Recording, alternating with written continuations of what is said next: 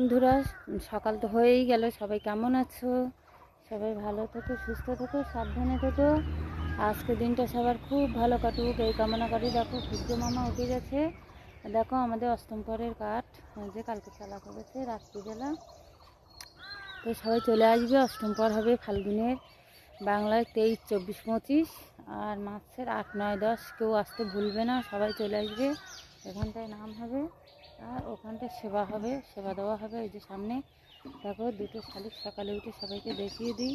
শালিকটা কি নমস্কার, পা দুটোটা পরিষ্কার, মাথার দিকটা কালো। আজকের দিনটা সবার খুব খুব ভালো এই কামনা করি। সবার আজকের দিনটা খুব ভালো কাটুক। আর সবাই ভালোবাসা দিয়ে পাশে থেকো, ভালোবাসা দিতে কেউ ভুলো না।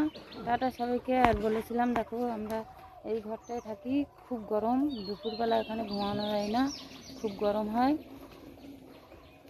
তো আমি ভাত বসিয়েছি, এবার রান্না করব।